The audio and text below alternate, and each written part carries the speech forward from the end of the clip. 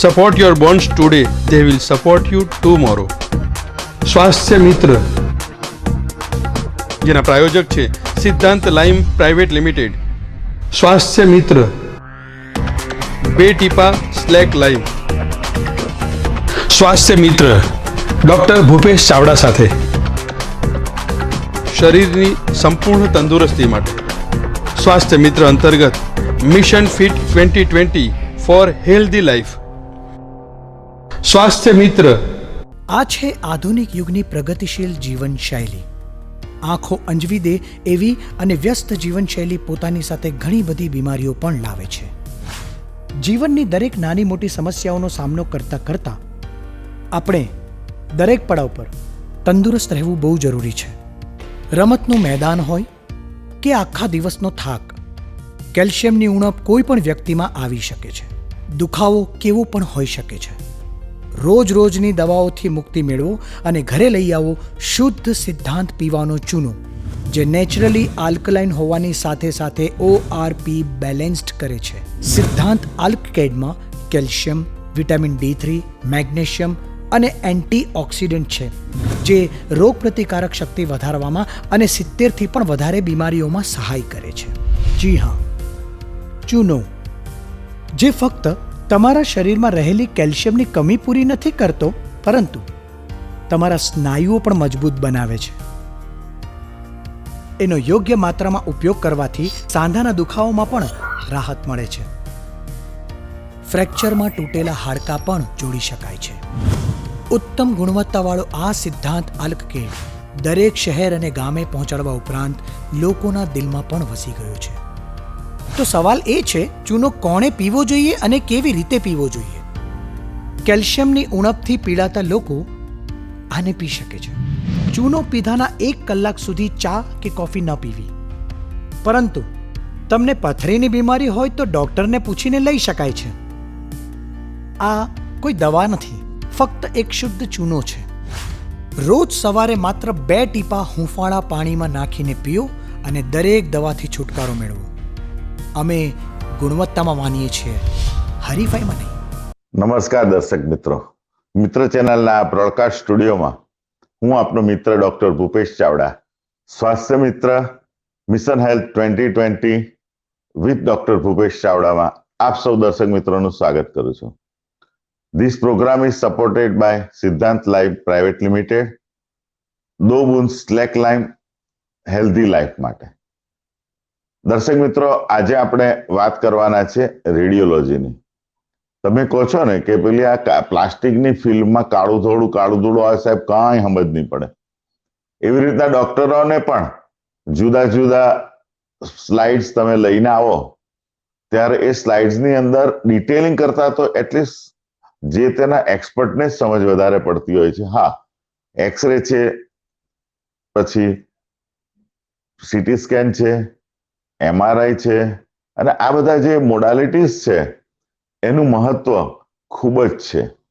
અને એ black and વ્હાઇટને read કરવાનું કામ છે રેડિયોલોજીસ્ટનું. અને હવે તો કલરફુલ પણ આ રેડિયોલોજી આવી ગઈ છે. સાથે સાથે એનાથી નિદાન પણ થાય, એનાથી સારવાર પણ થાય. અરે બાપરે, ખૂબ જ આગળ વધી ગઈ છે રેડિયોલોજી. તો આજે આ રેડિયોલોજીની જ આપણે વાત કરવાના છે. તો આપણા મિત્ર ચેનલના બ્રોડકાસ્ટ સ્ટુડિયોમાં આપણે એક્સપર્ટ્સને બોલાવ્યા છે, તો આપણે એમની ઓળખાણ કરી લઈશું. શરૂઆત કરીશ doctor Nimit Desai. Doctor Nimit Desai Parakh imaging centre, prime market, Anandmahal road પર પોતાનું ક્લિનિક ધરાવે છે. એ પોતે રેડિયોલોજીસ્ટ છે અને ગોલ્ડ મેડાલિસ્ટ છે. સાથે આ રેડિયોલોજીમાં ક્યાંય પણ કંઈ નવું આવે એટલે તરત જ એ પોતે એની એક્સપર્ટીઝ લેવા માટે પ્રયત્ન કરે છે. અને સાથે સાથે આપ સુરતવાસીઓને કંઈક નવું અને કંઈક વધુ સારું આપવા પ્રયત્ન કરે છે. એ જ રીતના આપણી જોડે બીજા રેડિયોલોજીસ્ટ તરીકે જોઈન થયા છે ડોક્ટર ચિંતન શાહ. ડોક્ટર ચિંતન શાહ પોતે રેડિયોલોજીસ્ટ છે, સાથે સેનર્જી ઇમેજીસ સેન્ટર જે રિંગ રોડ પર આવ્યું છે મજુરા ગેટ પર, અને તેના તે પોતે ડાયરેક્ટર છે. આ પોતે પણ ગોલ્ડ મેડાલિસ્ટ છે. આજે દર્શક મિત્રો 2 ગોલ્ડ મેડાલિસ્ટ ને આપની સમક્ષ મળાવતા મને ખૂબ જ આનંદ થાય છે. દર્શક મિત્રો, આપણે ઘણું બધું મેળવવાનું છે, જ્ઞાન, અને આ જ્ઞાન મેળવ્યા પછી એને લોકોમાં પણ પીરસવાનું છે, અને એના માટે આપ સૌ તૈયાર થઈ જાઓ. તો શરૂઆત આપણે ડોક્ટર નિમિતભાઈને જ પૂછીશું કે નિમિતભાઈ, આ રેડિયોલોજી શું છે? હવે રેડિયોલોજી એ એક નિદાન કરવાનું પદ્ધતિ છે મેડિકલ સાયન્સની અંદર. એટલે કન્વેન્શનલ રેડિયોલોજી અને ઇમેજિંગ સાયન્સીસ.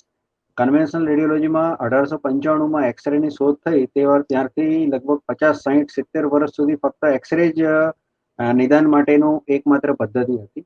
એના પછી લગભગ 1960-70માં સોનોગ્રાફી પાપા પગલી ભરીને આવ્યું, અને 1980થી સોનોગ્રાફી વધારે એક્સરે અને સોનોગ્રાફી બે નિદાન માટે વપરાવાના શરૂ થયા. એની સાથે એન્જિયોગ્રાફી પણ એ વખતે એક્સરે ના ભાગરૂપે કરવામાં આવતી હતી. તે પછી લગભગ 1990થી સીટી સ્કેન અને MRI પણ પ્રચારમાં આવ્યા, અને એ સિવાય એક્સરેની બીજી નાની સબ બ્રાન્ચ તરીકે એક મેમોગ્રાફી અને OPG પણ આવે છે. આ રીતે, અને સીટી સ્કેન MRI સિવાય ન્યુક્લિયર મેડિસિન અને પેટ સિટી એ પણ એક રેડિયોલોજીના ભાગ છે. પહેલા ઇકોકાર્ડિયોગ્રાફી પણ સોનોગ્રાફીની સાથે જ થતું હતું, પણ હવે ઇકોગ્રાફી કાર્ડિયોલોજિસ્ટ અને એ લોકો વધારે કરે છે, હાર્ટની સોનોગ્રાફી. બાકીની સોનોગ્રાફી અને બધી જાતના એક્સરે એ રેડિયોલોજીની અંદર આવે છે. એક્સરે બધી જ જાતના શરીરના દરેક ભાગના એક્સરે કરી શકાય છે. તેવી જ રીતે સોનોગ્રાફી પણ સૌથી કોમનલી પેટની સોનોગ્રાફી કે પ્રેગ્નન્સીની સોનોગ્રાફી, એની સાથે કલર ડોપલર આખા શરીરના કોઈ પણ ભાગના આંખની કે ગાલની, મોઢાની, ગળાની, છાતીની, વૃષણની કે નર્વ્સની કે મસલ્સની કે સાંધાની બધી જ જાતની સોનોગ્રાફી પણ કરી શકાતી હોય છે. ખૂબ જ સરસ વાત કરી ડોક્ટર ચિંતનભાઈ. હા, OPG ની પણ વાત આપણે કરી, અને સાથે સાથે આપણે વાત કરી મેમોગ્રાફીની પણ. એની અંદર ડિટેલમાં આપણે નિમિતભાઈ વાત કરવાના જ છે. ડોક્ટર ચિંતનભાઈ આપણી સાથે હાજર છે. તો ચિંતનભાઈ, પહેલા રેડિયોલોજી જે રીતના નિમિતભાઈ કીધું કે એક્સરે થી થતું હતું, આ રેડિયોલોજી થી અમારા દર્શક મિત્રોને, દર્દીઓને શું ફાયદો થાય?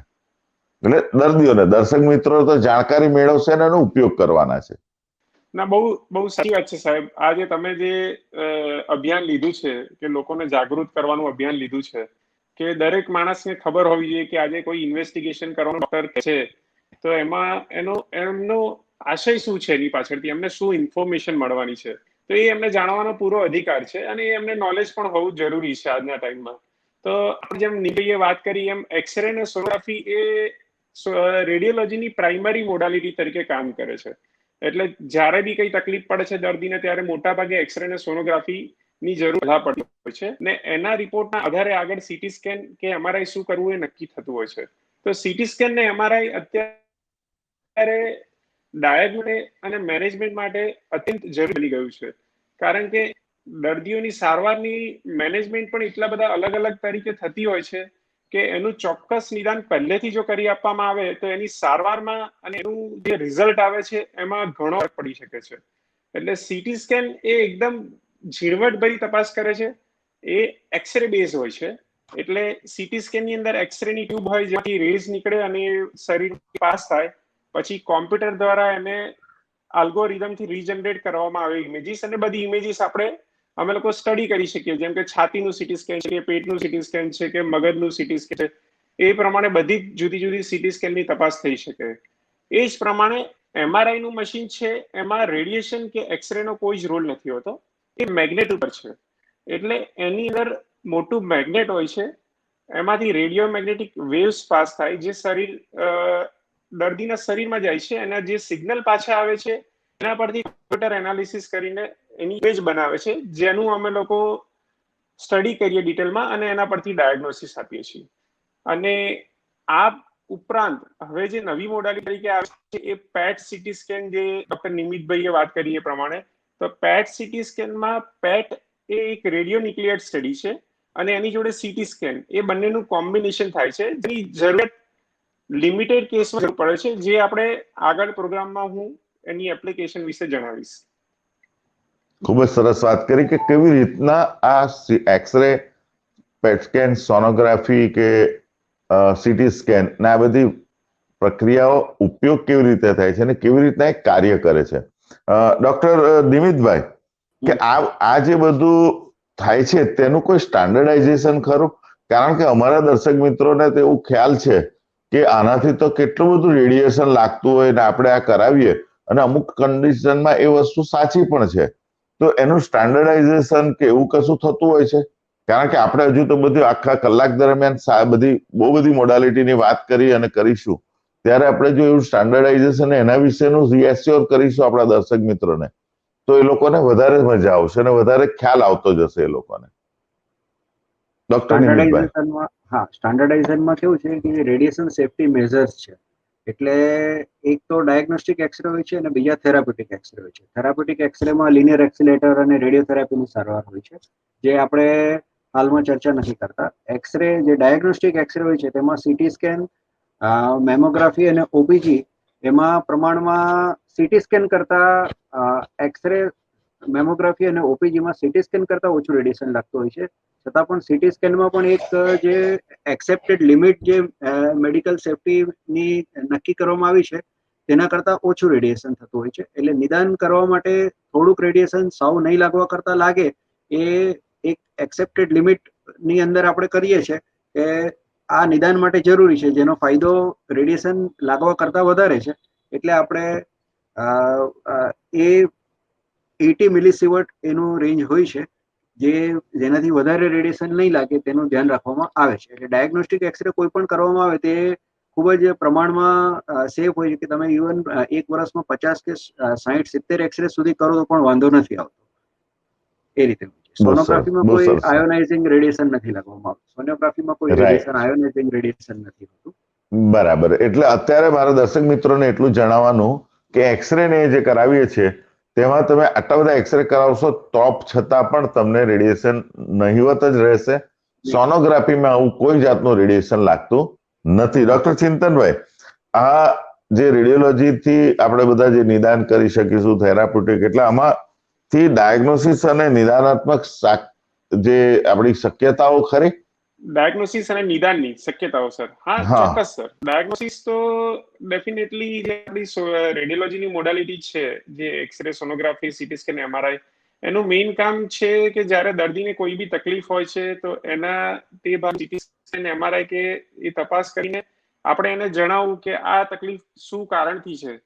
તો તે ડાયગ્નોસિસ તો આપણે પરફેક્ટ કરીએ છીએ. ઘણી બધી વસ્તુ એવી પણ હવે આવી ગઈ છે રેડિયોલોજીમાં કે ડાયગ્નોસિસ ઉપરાંત એની ટ્રીટમેન્ટ કરવા માટે પણ ઘણી બધી વખત હું સારવારની વાત પણ તમને કરવાનો હતો. હા, તો ના, એ સારવારની પણ વાત કરી શકાય ખરી?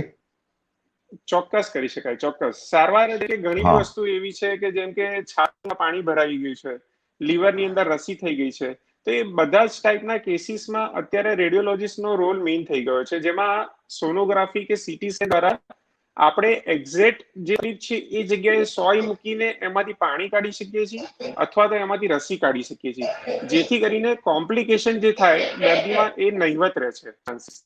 એટલે એ પ્રમાણે એનો થેરાપી પણ ચોક્કસથી થઈ શકે છે. સાચી વાત.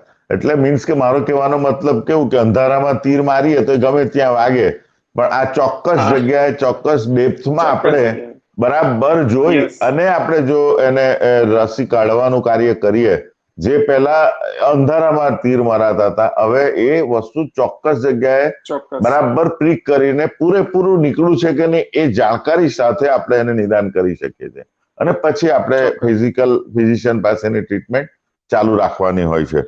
તો ડોક્ટર નિમિતભાઈ, આટલી ચોક્કસતા કર્યા પછી હવે મને જણાવો કે એક્સરે અને સોનોગ્રાફી આપણે કેવી રીતે કરવાની હોય છે અને કઈ રીતના આપણે એને જોતા હોય છે?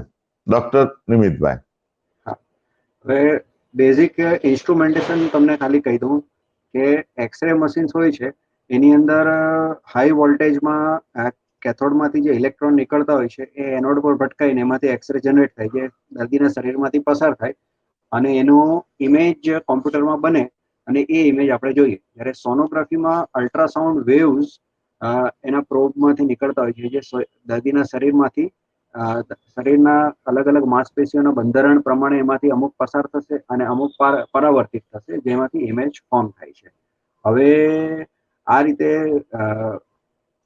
આ રીતે સોનોગ્રાફી કરવામાં આવે છે. હવે એક્સરેમાં યુઝ્યુઅલી કેવું છે કે ચિંતનભાઈએ કહ્યું અને આપે પણ કહ્યું એમ સૌથી કોમનલી ઘણી વખત નાની નાની તકલીફો માટે પહેલા એક્સરે કરવામાં આવે છે. જેમ કે કોઈને ખાંસી થાય, ગળફામાં લોહી પડે, અથવા તો ભૂતકાળમાં ટીબી થયો હોય, અથવા તો ફરીથી ઉથલો માર્યો એવું લાગે, અથવા તો શ્વાસ ચડતો હોય, અથવા તો કંઈક તાવ આવતો હોય જેનું કારણ ખબર નહીં પડતું હોય કે ભાઈ ન્યુમોનિયાને કારણે છે કે ટીબીને કારણે છે, અથવા તો અત્યારના સમયે છેલ્લા 6-7 મહિનાથી જે કોરોનાનું છે એમાં પણ સીટી સ્કેન વધારે ચડિયાતું ગણવામાં આવે છે કોરોનાના નિદાન માટે, પણ એક્સરે પણ એની અંદર પણ કોરોનાનું નિદાન થતું હોય છે. એ સિવાય આ છાતીનો એક્સરે કોમન થયો. પછી ઘણીવાર પથરી માટે દુખાવો થતો હોય, પેટનો દુખાવો થાય તો પથરીની શંકા હોય તો પેટનો એક્સરે કરવામાં આવે છે. એ સિવાય ડોકીમાં કે પીઠમાં કે કમરમાં દુખાવો હોય તો એ રીતે સર્વાઇકલ એક્સરે કે થોરાસિક એક્સરે કે લંબર એક્સરે કરવામાં આવે છે. ઘૂંટણમાં દુખાવો અથવા તો થાપામાં દુખાવો પણ કોમનલી થતો હોય છે, એટલે ઘૂંટણના એક્સરેમાં ઘસારો કેટલો છે તે જોવા માટે ઘૂંટણના એક્સરે કરવામાં આવતા હોય છે. અને એ સિવાય કોઈ પણ ઉંમરની વ્યક્તિઓમાં જે ઇન્જુરી થાય, ટ્રોમા થાય, વાગ્યું હોય અને કોઈ જગ્યાએ ફ્રેક્ચર છે કે નહીં, તો કોઈ પણ આંગળીનો કે કાંડાનો કે કોણીનો કે ખવાનો કે પાંસળીનો, થાપાનો કે ઘૂંટણનો કે એન્કલનો કે પગના પંજાનો અથવા મોઢા પર વાગ્યું હોય તો સ્કલનો એક્સરે કરવામાં આવતો હોય છે. આ રીતે અલગ અલગ ભાગના એક્સરે એડવાઇઝ કરતા હોય છે. ઘણીવાર દર્દી જાતે પણ આવતા હોય છે કે ભાઈ મને આવી તકલીફ છે, તમે જોઈ આપો, અથવા તો જનરલ પ્રેક્ટિશનર અથવા તો ફિઝિશિયન કે સર્જન કે ઓર્થોપેડિક સર્જન એ અમારી પાસે મોકલતા હોય કે તમે આ એક્સરે આ એંગલથી કરો. ઈએનટીની એપ્લિકેશન્સમાં પણ અમુક અંદરના જે આપણે સ્કલ કહીએ તેની કોઈ હાડકી વધેલી હોય અથવા તો હાડકીમાં ઇન્ફેક્શન હોય તો એને માટેનો એક્સરે પણ કરાવતા હોય છે. એટલે આ રીતે કરીને ઘણા બધા કિસ્સામાં એક્સરેથી જ નિદાન થઈ જતું હોય છે. અને ઘણી વખત એક્સરેમાં નિદાનમાં કંઈક લાગે કે હજુ વધારે ચોકસાઈની જરૂર છે તો એના સીટી સ્કેન અથવા સોનોગ્રાફી અથવા એમઆરઆઈ એડવાઇસ કરવામાં આવતો હોય છે. હા, તો નિમિતભાઈએ વાત કરી આપણને એક્સરે અને સોનોગ્રાફીની. તો ચિંતનભાઈ, આપણે એના સિવાય જે વાત કરીએ સીટી સ્કેન અને એમઆરઆઈ, એ બંનેમાં શું ફરક હોય અને કેવી રીતે કરવાનું હોય? બહુ સાચો સવાલ કર્યો, કારણ કે એ ઘણા મોટા ભાગે લોકોમાં એ રહેતું હોય છે કે સીટી સ્કેન વધારે ચડિયાતું છે, ના એમઆરઆઈ વધારે ચડિયાતું છે, એમઆરઆઈ કરીશું તો વધારે ખબર પડશે, સીટી સ્કેન કરીશું તો વધારે ખબર પડશે. તો એક વસ્તુ આપણે સ્પષ્ટતા કરી દઈએ આપણા દર્શક મિત્રો સાથે કે સીટી સ્કેન અને એમઆરઆઈ બંને એ એમની જગ્યાએ અલગ અલગ વસ્તુ છે. શરીરના ઘણા બધા ભાગમાં સીટી સ્કેન વધારે ચડિયાતું છે, જ્યારે ઘણી બધી ઇન્વેસ્ટિગેશન માટે એમઆરઆઈ વધારે ચડિયાતું છે. જેમ કે આપણે મગજનું કરવું હોય તપાસ, અથવા તો કરોડરજ્જુનું જોવું હોય, નર્વ્સનું જોવું હોય, સાંધાની અંદરના લિગામેન્ટ્સ અને સ્નાયુઓનું જોવું હોય તો એના માટે એમઆરઆઈ સુપીરિયર છે. એમઆરઆઈ જેટલી ઇન્ફોર્મેશન એમાં સીટી સ્કેનમાં ના આવી શકે. જ્યારે એટ ધ સેમ ટાઈમ છાતીનું સીટી સ્કેન કરવું હોય, લંગ્સનું કરવું હોય, લંગ્સની તપાસ કરવી હોય, પ્લસ હાડકાની તપાસ કરવી હોય, ફ્રેક્ચર માટે છે એ માટે પેટની તપાસ કરવી હોય, ગળાની તપાસ કરવી હોય, તો એ બધામાં સીટી સ્કેન વધારે ચડિયાતું છે. એમ જ જો કોઈ દર્દીને હેડ ઇન્જરી થઈ હોય, જેમ કે એક્સિડન્ટ થયો અને ટ્રોમા થયું હોય અને અંદર હેમરેજ એવું સસ્પેક્ટેડ હોય જો મગજની અંદર, તો એ કેસમાં પણ સીટી સ્કેન એ એમઆરઆઈ કરતા વધારે ચડિયાતું છે. એટલે સીટી સ્કેન ને એમઆરઆઈ એકબીજાના પૂરક છે. એવું કઈ નહીં સીટી સ્કેન વધારે ચડિયાતું છે કે એમઆરઆઈ વધારે ચડિયાતું છે. એની જો મેઇન જો આપણે બેઝિક પ્રોસેસનું વિચાર કરીએ તો સીટી સ્કેનમાં જેવી રીતે એક્સરેમાં એક્સરે પ્રોડક્ટ થાય છે, એવી જ રીતે સીટી સ્કેનમાં પણ એક્સરેની ટ્યુબ હોય છે, જેમાંથી એક્સરે નીકળે છે, દર્દીના શરીરમાંથી પાસ થાય છે, સ્પેશિયલ ડિટેક્ટર દ્વારા એને ડિટેક્ટ કરવામાં આવે છે અને કમ્પ્યુટરની મદદથી બધી આલ્ગોરિધમ ફિક્સ કરીને એને રિકન્સ્ટ્રક્શન કરીને ઇમેજીસ બનાવવામાં આવે છે, જે અમારા દ્વારા જોવામાં આવે છે. જ્યારે એમઆરઆઈમાં જે મેં પહેલા કીધું હતું એ રીતે એક્સરે જેવું કંઈ હોતું નથી એમાં. એટલે એમાં રેડિયો મેગ્નેટિક વેવ્સ મેગ્નેટમાંથી આવે છે, જે દર્દીમાં જાય છે અને પાછા આવે ત્યારે એને ફરીથી કોમ્પ્યુટર કલેક્ટ કરે છે અને એમાંથી ઇમેજીસ બનાવે છે અને એમઆરઆઈ ની ઇમેજીસ બનાવવામાં આવે છે. તો આ રીતે સીટી સ્કેન ને એમઆરઆઈ બે વસ્તુ ફંક્શન કરે છે અને બંનેના રોલ પોતપોતાની જગ્યાએ અલગ રોલ છે. ઘણી એટલે બધી જગ્યા એવી પણ ચિંતનભાઈ, છે. હા સાહેબ. ના ના બોલો બોલો, હું તમને એ પૂછતો હતો હા. કે સીટી સ્કેન કે MRI માં અમારા દર્શક મિત્રોને બીક પણ બહુ લાગે જો કે, કારણ કે કઈ ભોંયરામાં અંદર જતા હોય અને પછી તમે બહાર નીકળો, આપણામાં એને ફોબિયા કહેવાય, ક્લસ્ટ્રોડિયા, હા તો એ હા પણ થતું હોય છે. તો એના વિશેની પણ વાત કરો કે એવું હા. થાય તો હવે એ, કારણ કે ઉભા થઈને ભાગી જનાર દર્શકો પણ હોય છે આમાં, દર્દીઓ ના ના બીકના માર્યા. બિલકુલ બિલકુલ સાચી વાત છે. ઇવન દર્દીઓએ એ પણ સમજવું જોઈએ, ડોક્ટર્સ પણ દર્દી છે, તો ડોક્ટર્સને બી આ પ્રકારની તકલીફ થતી હોય છે ઘણી વખત. એવું નથી કે દર્દીઓને તકલીફ થાય. હવે સાહેબ આપણો જે ક્વેશ્ચન હતો કે દર્શક મિત્રોને એ જાણવું હતું કે આ સીટી સ્કેન અને MRI માં ટનલ જે હોય છે જેની અંદર જતા ગભરાહટ થાય કે ગભરાઈ જવાય, અંદર જવાય નહીં, એ બહુ સાહજિક છે. ઘણા બધાની એ તકલીફ હોય છે બેઝિકલી, એમાંથી કોઈ બાકાત નથી. હું તમને ફોટોગ્રાફ્સમાં જણાવી દઉં કે આ સીટી સ્કેન મશીન છે જેમાં ટનલ જેવું હોતું નથી. એટલે સીટી સ્કેનમાં આ પ્રકારની તકલીફ કોઈને પણ થતી નથી, કારણ કે એ મશીન બધી બાજુથી ખુલ્લું હોય છે. એટલે પેશન્ટનો મોટા ભાગના તપાસ દરમિયાન પેશન્ટનું આખું શરીર બહાર રહેતું હોય છે, જેથી એમાં તકલીફ। यह है आधुनिक जमाने की तस्वीर। चकाचौंध कर देने वाली ये प्रगति और व्यस्त जीवन शैली ढेर सारी बीमारियों को भी ले आई। जीवन की हर छोटी बड़ी चुनौतियों का सामना करते हुए हमें खुद को हर मकाम पर तंदुरुस्त रखना बहुत जरूरी है। चाहे हो खेल का मैदान या दिन भर की काम की थकान, कैल्शियम की कमी किसी में भी हो सकती है। दर्द कैसा भी हो सकता है। तो रोज रोज की दवाइयों से छुटकारा पाइए और घर ले आइए शुद्ध सिद्धांत पीने का चूना, जो नेचुरली अल्कलाइन होने के साथ साथ ORP बैलेंस्ड करता है। सिद्धांत अल्केड में कैल्शियम, विटामिन D3, मैग्नीशियम और एंटीऑक्सीडेंट है, जो रोग प्रतिकारक शक्ति बढ़ाने में एवं 70 से भी ज्यादा बीमारियों में सहाय करता है। जी हाँ, चूना ये ना ही आपके शरीर के अंदर हो रही कैल्शियम की कमी को पूरा करता है, बल्कि मांसपेशियों को मजबूत करने में मदद करता है। इसका सही मात्रा में इस्तेमाल करने से जोड़ों की तकलीफों से भी आराम पा सकते हैं। फ्रैक्चर में टूटी हड्डियों को भी जोड़ा जा सकता है। उत्तम गुणवत्ता वाला ये सिद्धांत अल्केड हर शहर और गांव तक पहुंचने के साथ साथ लोगों के दिलों में भी जगह बना चुका है। तो सवाल ये है कि चूना किसे पीना चाहिए और कैसे पीना चाहिए। कैल्शियम से जुड़ी हुई बीमारी से जूझने वाले लोग इसे पी सकते हैं। चूना पीने के 1 घंटे तक चाय या कॉफी न पिएं। अगर आपको पथरी की बीमारी है तो आप डॉक्टर से पूछ के इसे ले सकते हैं। ये कोई दवाई नहीं है, सिर्फ एक शुद्ध चूना है। रोज सुबह सिर्फ 2 बूंदे गर्म पानी में डाल के पीजिए और हर दर्द से मुक्ति पाइए। हम क्वालिटी में मानते हैं, कंपटीशन में नहीं। शुद्ध सिद्धांत पीने का चूना। થવાની શક્યતા નહીવત હોય છે। જ્યારે MRI મશીન જે હોય છે એની અંદર થોડીક લાંબી ટનલ હોય છે। આ મશીન પણ બંને બાજુથી ઓપન જ હોય છે, પણ થોડીક ટનલ હોય છે। એટલે એના લીધે થઈને જે અમે ક્લોસ્ટ્રોફોબિયા કહીએ કે જાણે આપણને કોઈ જગ્યાએ પૂરી દીધા હોય એ પ્રકારનો ડર ઘણી વખત દર્દ લાગી શકે છે, અને એના લીધે ઘણી વખત અમારે તપાસ એની અટકાવવી પણ પડે છે। પણ જો આંખ બંધ કરીને ખાલી 10 મિનિટ સૂઈ જાય કોઈ પણ દર્દી, હું એમ કહીશ કે ખાલી તમે આંખ બંધ કરીને ધ્યાન કરીને સૂઈ જાઓ તો 10 મિનિટથી 15 મિનિટમાં તમારી તપાસ પતી જતી હોય છે। તે ટાઈપના કેસીસમાં આપણે આસાનીથી એ તપાસ કરી શકીએ। તો આ થઈ એ સીટી સ્કેન ને MRI મશીનની વાત થઈ। સરસ વાત થઈ। નિમિતભાઈ, તમે જ્યારે વાત કરી ને એક્સરે અને સોનોગ્રાફીની, તો સોનોગ્રાફીની અંદર તમે બોલ્યા એ પ્રમાણે પેલા નાના ભાગો, નાના પાર્ટોની પણ આપણે સોનોગ્રાફી કરી અને એના નિદાન ડાયગ્નોસિસ કરતા હોય છે, તો એ શું હતી વાત એમાં?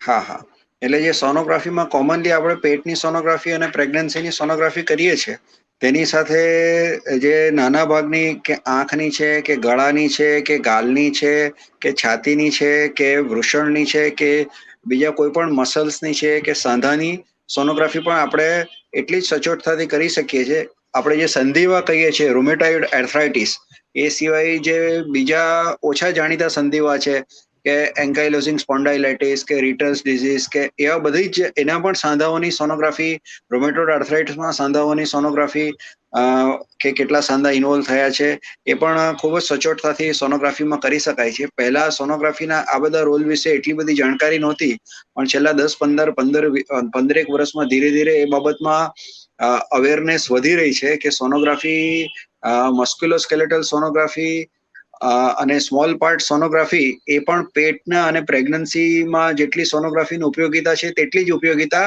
આ વસ્તુઓમાં પણ સોનોગ્રાફીની છે, જે નવા ફ્રન્ટિયર્સ અથવા તો હોરાઇઝન્સ છે સોનોગ્રાફી ના નિદાન માટેના. અને જે MRI પહેલા મસ્ક્યુલોસ્કેલેટલ સોનોગ્રાફી માટે ગોલ્ડ સ્ટાન્ડર્ડ કહેવાતું હતું, તે તો સોનોગ્રાફી અને MRI બંને એકબીજાના પૂરક છે. અમુક ઇન્ફોર્મેશન સોનોગ્રાફીમાં વધારે સારી મળતી હોય છે, અમુક MRI માં વધારે સારી મળતી હોય છે, અમુક CT સ્કેનમાં વધારે સારી મળતી હોય છે. પણ સોનોગ્રાફી ના બધા જ સાંધાઓની સોનોગ્રાફી પણ આપણે કરાવી શકીએ છીએ કે ભાઈ કોઈ જગ્યાએ કોઈ ટ્રિગર ફિંગર થાય છે, કે કોઈ અંગૂઠામાં દુખાવો થાય છે, કે હાથમાં ઝણઝણાટી થાય છે અને કાર્પલ ટનલ જેવું લાગે, સિન્ડ્રોમ જેવું લાગે છે, અથવા તો ખભો ઊંચો નથી થતો, કે રોટેટર કફ ટેર છે, કે પાણી ભરાઈ ગયું છે, તો એના માટે સોનોગ્રાફી કરાવી શકાય છે. ઘૂંટણની અંદર પણ પાણી ભરાઈ ગયું છે, બેકર સિસ્ટ થઈ ગઈ છે, કે કોઈ સ્નાયુ ફાટી ગયો છે, તો એની સોનોગ્રાફી તમે કરાવી શકો છો. એન્કલ અને ફૂટના ભાગમાં ઘણા બધા નાના નાના હાડકા અને સાંધા આવતા હોય છે, તેમાં કોઈ પર્ટિક્યુલર લિગામેન્ટનો ટેર થઈ ગયો છે, તો એ તમે સોનોગ્રાફીમાં જોઈ શકો છો. ધારો કે કોઈ પાંસળીમાં દુખાવો થાય છે, વાગ્યું છે, એક્સરેમાં કોઈક વખત નથી ખ્યાલ આવતો કે ભાઈ આ ફ્રેક્ચર છે કે નહીં, તો એ પાંસળી પણ સોનોગ્રાફીમાં પાંસળીનું ફ્રેક્ચર પણ જોઈ શકાય છે. એ સિવાય ઘણા બીજા નાના ફ્રેક્ચર્સ આંગળીઓમાં કે પંજાઓમાં કે જે ખૂબ ડાઉટફુલ છે એક્સરેમાં, તો એ તમે સોનોગ્રાફીથી કન્ફર્મ કરી શકો છો. આ સ્મોલ પાર્ટ સોનોગ્રાફી થયા.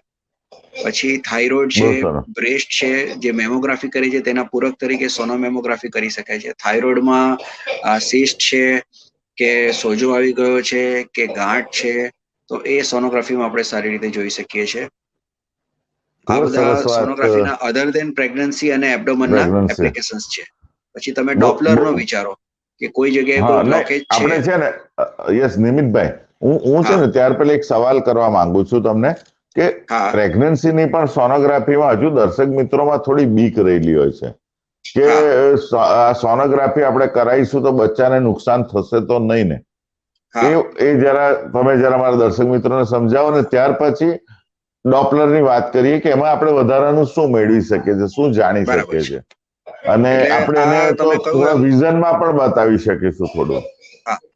તમે કહ્યું આ ખૂબ જ કોમન છે કે પ્રેગ્નન્સીની સોનોગ્રાફી કરનારા વ્યક્તિ, દર્દી પોતે અથવા તો એમની સાથે એમના મમ્મી કે સાસુ કોઈ પણ આવ્યા હોય તો એક વાર તો સવાલ કરશે જ કે ભાઈ ઘણી વધારે વાર સોનોગ્રાફી કરવાથી કોઈ નુકસાન તો નથી ને, કઈ બાળકને એની કોઈ કિરણની અસર તો નહીં થશે ને. ત્યારે આપણે સમજાવીએ છીએ કે સોનોગ્રાફી એ આયોનાઇઝિંગ રેડિયેશન એક્સરે નથી, એ સાઉન્ડ પ્રિન્સિપલ પર છે. અને ખૂબ જ શરૂઆતમાં જ્યારે ખાલી 15 દિવસ કે 20 દિવસ ચડ્યા હોય તે વખતે આંતરિક સોનોગ્રાફીમાં ડોપલર કરાવવામાં કોઈક વખત જે રેડિયેશન સેફ્ટી સ્ટાન્ડર્ડ્સ પ્રમાણે થિયોરિટિકલ રિસ્ક રહ્યું છે, પ્રેક્ટિકલ રિસ્ક નથી હોતું. એ સિવાય આપણે પ્રેગ્નન્સીમાં જે 3, 4 કે 5 વાર આખા 9 મહિનામાં સોનોગ્રાફી કરાવીએ છીએ તો એમાં કોઈ પ્રકારનું બાળકને કે માતાને કોઈ રિસ્ક રહેતું નથી. અને એની સામે એના ફાયદા એ છે કે ખૂબ નાની પણ ખોડખાપણ ખૂબ જ શરૂઆતના સમયે, જાણે કે 3 મહિનાની સોનોગ્રાફી જેને આપણે નુકલ સ્કેન અથવા જેનેટિક સ્કેન અથવા એન્ટી સ્કેન કહીએ છીએ, એટલું ત્યારે 50, 60 કે 70 ગ્રામ કે 80 ગ્રામનું બચ્ચું હોય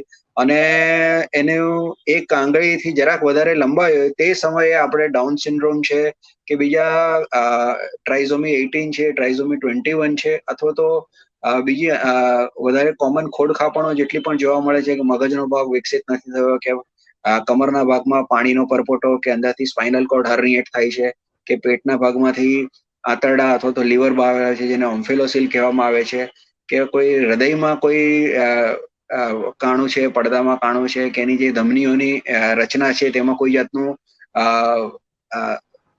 એબનોર્માલિટી છે. તો આવી ઘણી બધી એવી વસ્તુઓ છે કે જે સોનોગ્રાફી દ્વારા 3 મહિને, પહેલા 5મા મહિને આપણે જોવામાં સોનોગ્રાફી કરાવતા હતા, જેને આપણે એનોમલી સ્કેન અથવા 3D 4D કરીએ કે 5મા મહિને કે કોઈ ખોડખાપણ નથી. તો હવે એનું ફોકસ પણ 3જા મહિના પર ગયું છે કે ભાઈ 3જા મહિનામાં જ જો આપણને ઘણી બધી વસ્તુનો ખ્યાલ આવી જતો હોય તો એ સારું છે કે કઈ ખોડખાપણ વાળું બાળક છે તો એ ભવિષ્યમાં એ ખોડખાપણને કારણે પ્રેગ્નન્સી આઉટકમમાં કે ભાઈ અંદર બચ્ચું મરી જવાનો ચાન્સ રહે, અથવા તો બહાર આવ્યા પછી 6 મહિના વર્ષમાં એવું તો કઈ થવાનું નથી ને, તો પછી પ્રેગ્નન્સી કન્ટિન્યુ રાખવી કે નહીં એ બાબતનું ડિસિઝન લઈ શકાય. જો 3 મહિને ડિસિઝન લઈ લઈએ તો ભારત દેશમાં medical termination of pregnancy act પ્રમાણે 5 મહિના પૂરા થઈ ગયા, 20 વીક્સ થઈ ગયા, એ પહેલા તમે ડિસિઝન લો તો તમે મેડિકલ ટર્મિનેશન ઓફ પ્રેગ્નન્સી પણ કરી શકો છો કે ભાઈ આ બાળક અને આ જીવી શકે એવું નથી હોતો, તો serious side effect, serious problem થવાના છે, તો આ બાબતમાં ડિસિઝન લઈ શકાય. એટલે 3જા મહિનાની સોનોગ્રાફી પર પણ ઘણો ભાર આપવામાં આવે છે. જરૂર પડે તો એમાં એમનિયોસેન્ટેસિસ કરીને ક્રોમોઝોમલ સ્ટડી કરી શકાય છે.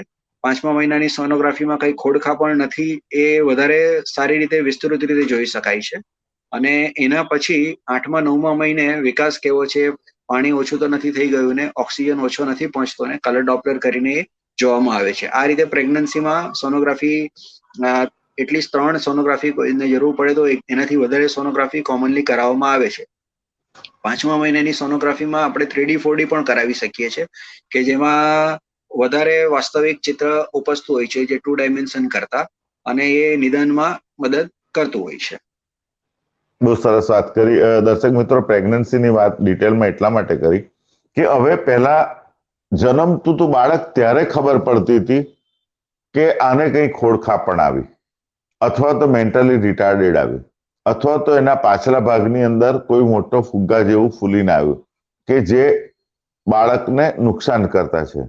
કોઈક વખત બાળક નાનું હોય, માથું નાનું થઈ ગયું હોય, તો એવા બધા બાળકોને આપણે જો 3 મહિનાની અંદર જો જોઈ શકતા હોઈએ તો એને આપણે રિમૂવ પણ કરી શકતા હોય છે. કારણ કે એ સમાજને અને આફ્ટરવર્ડ આપણા ભારતના નાગરિક જ્યારે બનશે ત્યારે આવા મેન્ટલી રિટાર્ડેડ અથવા તો આવા કઈ તકલીફવાળા બાળકો જન્મેલા હશે તો એ એટલી મોટી ઉંમરમાં પણ આપણા સમાજના આર્થિક ભારણ રૂપે પણ રહેતા હોય છે. એટલે મિત્રો, હા, આપને જણાવ્યા પછી તમારી ઈચ્છા હોય અને એ કન્ટિન્યુઅસ રાખો, એ માતા પિતાની જવાબદારી પર હાજર રહેતું હોય છે. અને રહી વાત ત્યાર પછી 4D ની, તો 4D માટે તો હું તમને કહું ને કે આપણે આપણા જન્મ પછી બાળકનો જે રીતના ફોટો પાડીએ ને એ જ રીતના ફોટો આપણને એ લોકો પ્રેગ્નન્સીની અંદર પાડીને આપતા હોય છે. અને કોઈ પણ ખામી હોય તો એ પણ આપણે 5મા મહિને જોઈ શકતા હોય છે.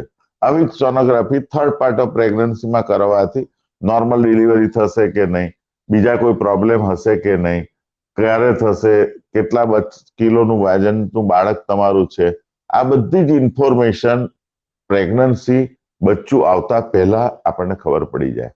અને ત્યારે ખબર પડી જાય તો આપણે આગળની તપાસ, આગળનું મેનેજમેન્ટ પ્લાનિંગ કેવી રીતે કરવું એ પણ ચોક્કસ રીતે જાણી શકતા હોઈએ છીએ. તો ડોક્ટર ચિંતનભાઈને આપણે પૂછીએ કે ડોક્ટર ચિંતનભાઈ, આ બધું કરવામાં આપણે ટેકનિશિયન્સ હોય છે, તમારા જે સ્ટાફ હોય છે, તો એ લોકોએ પણ આમાંની ટ્રેનિંગ લીધી હોય છે? ડોક્ટર ચિંતનભાઈ. ચોક્કસ સર, દરેક સ્ટાફને અમારે જે અમારી SOPs નક્કી થયેલી હોય છે, એટલે કોઈ પણ સ્ટાફ અમારે ત્યાં નિમણૂક થાય તો એને પહેલા અમારે એ વસ્તુની ટ્રેનિંગ આપવાની આવે છે.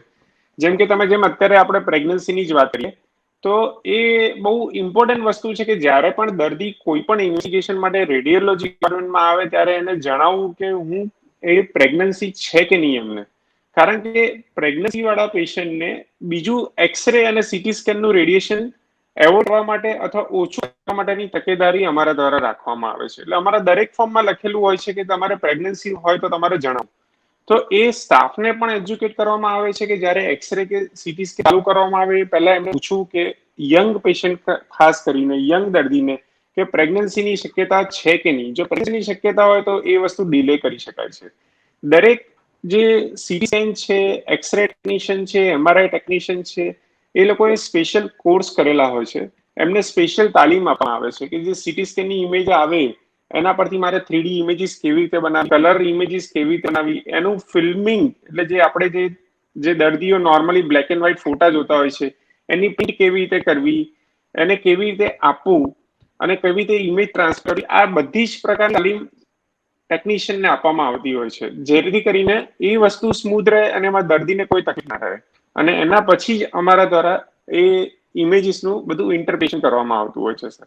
બીજી એક વસ્તુ અહીંયા હું સ્ટ્રેસ કરવા માંગીશ પ્રેગ્નન્સીની સાથે સાથે, કે એક વસ્તુ આપણા લોકોમાં એવું પણ છે કે પ્રેગ્નન્સી છે તો સીટી સ્કેન નહીં કરાય, એવું નથી. જે આપણું AERB છે, જે રેડિયોલોજી પ્રોટેક્શન માટેનું જે છે અથવા રેડિયેશન લિમિટનું જે છે એ જ જાહેર કરેલું છે, અને એની લિમિટમાં રહીને જો માતાની તબિયતને જોખમ જણાય તો સીટી સ્કેન માતાનું ઇવન પ્રેગ્નન્સીમાં પણ કરી શકાય છે. ને હવે નવા જે સીટી સ્કેન મશીન્સ છે એમાં તો 60 થી 70% જેટલું રેડિયેશન પણ ઓછું થતું હોય છે. એટલે જો માતાના જીવને જોખમ જણાય તો એ ટાઈપના કેસમાં સીટી સ્કેન ચોક્કસથી કરી શકાય છે, અને એ પ્રકારની કરતા પહેલા પૂરી તકેદારી અમારા દ્વારા રાખવામાં આવતી છે. આ એક મેસેજ હું આપવા માંગીશ દર્શક મિત્રોને. ખૂબ જ સરસ વાત કરી. અને આપણે જે વાત કરી મેમોગ્રાફીની, તો એ શું હોય છે? મેમોગ્રાફીથી શું ખબર પડે?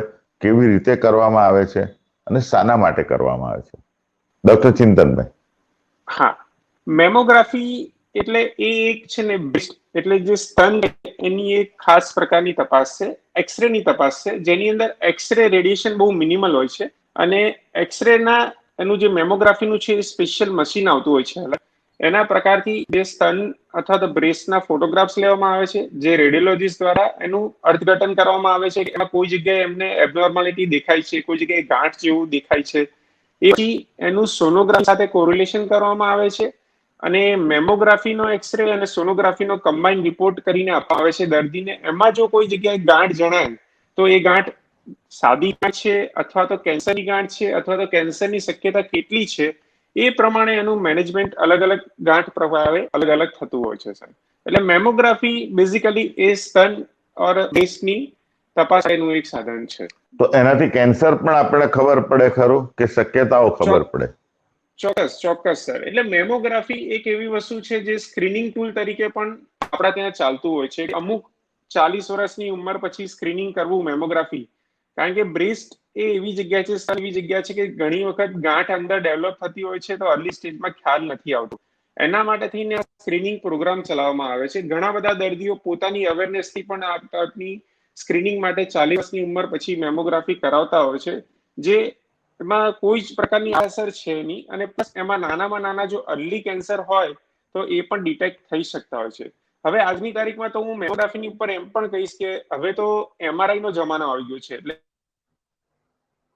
બ્રેસ્ટ MRI પણ છે. જ્યારે બી મેમોગ્રાફીમાં કોઈ વસ્તુની આપણને એવું લાગે કે આમાં તકલીફ છે અને જે આપણે જજમેન્ટ નથી લઈ રહ્યા એક્સરેમાં, તો એનું MRI કરીને પણ આપણે વધારે સારી રીતે જજમેન્ટ લઈ શકીએ છીએ. એટલે સ્ક્રીનિંગ માટે મેમોગ્રાફી ડેફિનેટલી એક ઇમ્પોર્ટન્ટ એક તપાસ છે, ટૂલ્સ છે.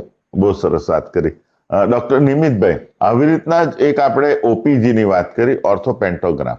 એ શું છે અને શાના માટે કરવામાં આવે છે? ડોક્ટર નિમિતભાઈ. હવે ઓપીજી એ જેવી રીતે એ એક્સરે ટેકનોલોજી પર જ આધારિત છે, એમાં પણ ક્ષkiરણ યુઝ કરવામાં આવે છે. એનું પણ અલગથી મશીન આવે છે જે સાદા એક્સરે મશીન સિવાયનું હોય છે. એટલે પહેલા જ્યારે સીટી સ્કેન નહોતો ત્યારે એક ટોમોગ્રાફી કરીને પ્રિન્સિપાલથી એન્જિયોગ્રાફી અને એક્સરે કરવામાં આવતા હતા. તે જ પેન ટોમોગ્રાફીનો ઉપયોગ કરીને એક્સરેની ટ્યુબ દર્દીના એક જડબાને એક સાઈડથી લઈને બીજી સાઈડ ફરતી હોય છે, અને આખો એક પેનોરામિક વ્યૂ આવતો હોય છે. કારણ કે મોઢું આપણું જડબું દાંતને માટે આ ઓપીજી કરવામાં આવે છે. એ કર્વડ સ્ટ્રક્ચર છે, જાણે કે 180 ડિગ્રી એ ફરે છે. તો એક્સરે ની અંદર જે વસ્તુ સપાટ હોય તે બરાબર આવે, પણ જડબાનો એક્સરે કરવાનો આવે તો ખાલી એક્સરે કરે તો અડધો ભાગ કે અમુક જ ભાગ આવે. જ્યારે આખો ભાગ બંને બાજુ આપણા જે જડબા ખોપડી જોડે આપણું જે જડબું આર્ટિક્યુલેટ કરે છે, જેને ટેમ્પોરોમેન્ડિબ્યુલર જોઈન્ટ કહેવાય છે, તે બંને ટેમ્પોરોમેન્ડિબ્યુલર જોઈન્ટની વચ્ચે નીચે આપણા જે દાંત 16 આવ્યા હોય, ઉપર જે 16 દાંત આવ્યા હોય, એ બધાનું એક સાથે વ્યૂ લઈને સ્ટડી કરવું હોય તો એને ઓપીજી કરવો પડે, ઓર્થોપેન ટોમોગ્રાફી. હવે ઓર્થો ઓપીજી જે દાંત માટે ભૂપેશભાઈ આપ કહો છો, હવે દાંત માટે પણ એક્સરે મશીન જેવું જ એક ઓપીજી મશીન આવે છે, એને ઓર્થોપેન ટોમોગ્રામ કહેવામાં આવે છે. હવે પહેલાના જમાનામાં જ્યારે સીટી સ્કેન નહોતો ત્યારે એક ટોમોગ્રાફી કરીને ટેકનિક યુઝ કરવામાં આવતી, જેમાં એક્સરેનો સોર્સ દર્દીના એક ભાગથી બીજી ભાગ તરફ ફરતો હતો અને એમાંથી ઇમેજ ફોર્મ કરવામાં આવતી હતી. એટલે દાંતને માટે પણ કેવું છે કે 180 ડિગ્રી આપણું જડબું ફરેલું હોય છે. એટલે આમાં આપણે એક્સરે મશીન વ્યવસ્થિત રીતે એક્સરે ટ્યુબ ફરે અને એમાંથી એની ઇમેજ ફોર્મ થાય. આખું જડબાને એક સાઈડથી બીજી સાઈડ એક્સરે ટ્યુબ ફરે છે, અને એને કારણે આપણા 32 દાંત ઉપરના અને નીચેના મળીને દેખાય છે. એટલે એના દાંતમાં રૂટમાં કે કશે કોઈ તકલીફ, કોઈ દાંત આડો છે, વાંકો છે તો ખબર પડે. બ્રેસીસ બનાવવા છે, કોઈ જગ્યાએ સ્ક્રૂ ફિટ કરવો છે, ઇમ્પ્લાન્ટ છે, ચોકઠું બનાવવું છે, તો આ બધી ઇન્ફોર્મેશન ઓપીજી થી ખબર પડે છે. એ સિવાય જડબાનું કોઈ ફ્રેક્ચર થયું હોય, વાગ્યું હોય ને જડબામાં ફ્રેક્ચર થયું હોય, ટેમ્પોરોમેન્ડિબ્યુલર જોઈન્ટ ઉતરી ગયો હોય એક સાઈડ થી, તો આવી વસ્તુઓ પણ એની અંદર ખબર પડે છે. એક સિફિલોગ્રામ કરીને એક્સરે આવે છે જે ઓપીજી માં પાડવામાં આવે છે. એ પણ આ દાંતની ટ્રીટમેન્ટો માટે તાળવાથી દાંતનું અંતર કેટલું છે, કે બે દાંતની વચ્ચેનો એંગલ શું છે, કે આ બધી વસ્તુઓની ગણતરી એમાં થતી હોય છે. ખૂબ જ સરસ વાત કરી. યાની કે હવે પર્ટિક્યુલર જે પતિ હોય છે, હવે દાંતના માટે ડેન્ટલ માટે પણ અલગ થયું, એવી રીતના મેમોગ્રાફી આપણે બિફોર ટાઈમ ડિટેક્ટ કરી શકીએ છીએ કોઈ પણ ગાંઠને. એવી રીતના એક આપણે સીટી સ્કેનિંગ જે કરીએ છીએ ચિંતનભાઈ, એ શું છે? એટલે તપાસ માટે સીટી સ્કેનિંગ ની વાત કરો છો ને? સીટી સ્કેનિંગ ની જે પદ્ધતિ છે એ પહેલા પણ બતાવી, જે એક્સરે બેઝ પર છે. એટલે આપણે જે સીટી સ્કેન ની જે એપ્લિકેશન્સ ની બધી વાત કરીએ, રિયલમાં વાત કરીએ, તો સીટી સ્કેન એ મગજનું સીટી સ્કેન થઈ શકે, ગળાનું સીટી સ્કેન થઈ શકે, છાતીનું સીટી સ્કેન થઈ શકે છે, પેટનું સીટી સ્કેન થઈ શકે છે, દરેક સાંધાનું સીટી સ્કેન થઈ શકે છે, એઝ વેલ એઝ હાર્ટનું પણ સીટી સ્કેન થઈ શકે છે. કોરોનરી એન્જિયોગ્રાફી જે કહીએ એ પણ હાર્ટની છે. બીજળીઓ છે, લોહી લઈ જતી નળીઓ, એની એન્જિયોગ્રાફી પણ સીટી સ્કેન દ્વારા પોસિબલ થતી હોય છે. એટલે આ બધી પ્રકારની બધી સીટી સ્કેન કરી શકતું હોય છે. તો એની ઇમેજીસ ને આપણે ધારો કે કાર્ડિયાકની અત્યારે તો બહુ માંગ થઈ ગઈ છે કે ભાઈ લોકો પોતાની જાતે પણ તમારી પાસે આવીને કહેતા હશે કે સાહેબ આપણું હાર્ટ બરાબર જોડે ધબકે છે કે નહીં, હેલ્ધી છે કે નહીં, તમારે જોયા એટલે એમની ભાષામાં હું વાત કરું છું કે તમારે જોયા ને કે કોઈ ડોક્ટરે કીધા વગર પણ એ લોકો તમારી પાસે આવી જાય, તો કેટલું યોગ્ય છે. દર્શક મિત્રો, આ તમારી ભાષા એટલા માટે વાપરી રહ્યો છું કારણ કે તમે આવી ભૂલ કરતા હો છો, અને એ ભૂલ ન થાય. હા, જરૂરી હોય તો 100% કરાવવું પડે. यह है आधुनिक जमाने की तस्वीर। चकाचौंध कर देने वाली ये प्रगति और व्यस्त जीवन शैली ढेर सारी बीमारियों को भी ले आई। जीवन की हर छोटी बड़ी चुनौतियों का सामना करते हुए हमें खुद को हर मकाम पर तंदुरुस्त रखना बहुत जरूरी है। चाहे हो खेल का मैदान या दिन भर की काम की थकान, कैल्शियम की कमी किसी में भी हो सकती है। दर्द कैसा भी हो सकता है। तो रोज रोज की दवाइयों से छुटकारा पाइए और घर ले आइए शुद्ध सिद्धांत पीने का चूना, जो नेचुरली अल्कलाइन होने के साथ साथ ORP बैलेंस्ड करता है। सिद्धांत अल्केड में कैल्शियम, विटामिन D3, मैग्नीशियम और एंटीऑक्सीडेंट है, जो रोग प्रतिकारक शक्ति बढ़ाने में एवं 70 से भी ज्यादा बीमारियों में सहाय करता है। जी हाँ, चूना ये ना ही आपके शरीर के अंदर हो रही कैल्शियम की कमी को पूरा करता है, बल्कि मांसपेशियों को मजबूत करने में मदद करता है। इसका सही मात्रा में इस्तेमाल करने से जोड़ों की तकलीफों से भी आराम पा सकते हैं। फ्रैक्चर में टूटी हड्डियों को भी जोड़ा जा सकता है। उत्तम गुणवत्ता वाला ये सिद्धांत अल्केड हर शहर और गांव तक पहुंचने के साथ साथ लोगों के दिलों में भी जगह बना चुका है। तो सवाल ये है कि चूना किसे पीना चाहिए और कैसे पीना चाहिए। कैल्शियम से जुड़ी हुई बीमारी से जूझने वाले लोग इसे पी सकते हैं। चूना पीने के 1 घंटे तक चाय या कॉफी न पिएं। अगर आपको पथरी की बीमारी है तो आप डॉक्टर से पूछ के इसे ले सकते हैं। ये कोई दवाई नहीं है, सिर्फ एक शुद्ध चूना है। रोज सुबह सिर्फ 2 बूंदे गर्म पानी में डाल के पीजिए और हर दर्द से मुक्ति पाइए। हम क्वालिटी में मानते हैं, कंपटीशन में नहीं। शुद्ध सिद्धांत पीने का चूना। અને ક્યારે કરાવવું પડે, કેવી રીતે એ થાય છે, તો ચાલો પૂછી લઈએ ચિંતનભાઈને. એક તમારો જે પ્રશ્ન છે એ બહુ યોગ્ય પ્રશ્ન છે સર. દરેક દર્દીને કે દરેક ગ્રાહક, દરેક દર્શક મિત્ર છે આપણા, એ દરેકને હું એવું એક અનુરોધ કરીશ કે તમે કોઈ બી મેડિકલના બાબતમાં જાતે ડિસિઝન નહીં લો. હવે તમારી જોડે ડોક્ટર છે, તમે જેને ટ્રસ્ટ કરો છો, જે ડોક્ટર્સને બતાવવા જાઓ છો, એમની સલાહ લો. એના સલાહ પ્રમાણે તમે ઇન્વેસ્ટિગેશન કરાવો. તમે પહેલા ઇન્વેસ્ટિગેશન કરીને પછી ડોક્ટર જોડે જાઓ એનો મતલબ નથી.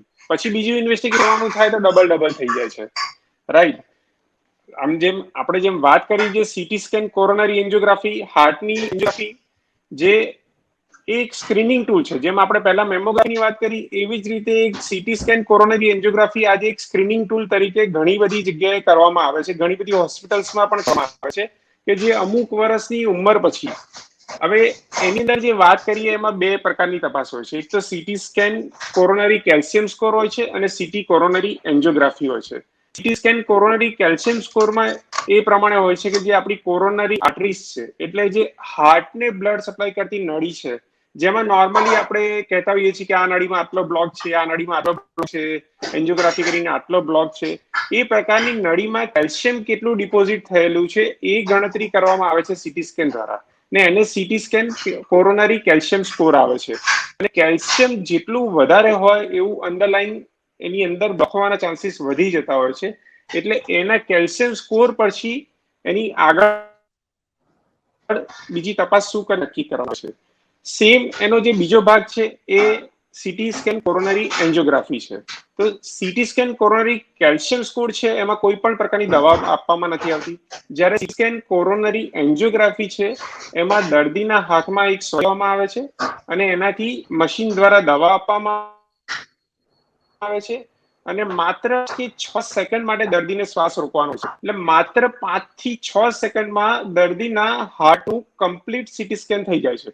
અને એ સીટી સ્કેનની ઇમેજીસ પરથી અમે સીટી સ્કેન એન્જિયોગ્રાફીની ઇમેજીસ બતાવી. જો તમે મારો સ્ક્રીન જોઈ શકતા હોય, જો મારો સ્ક્રીન જોઈ શકતા હોય તમે, ના દેખાય આ છે, જે દેખાય છે. એ સીટી સ્કેન કોરોનરી એન્જિયોગ્રાફીનું છે.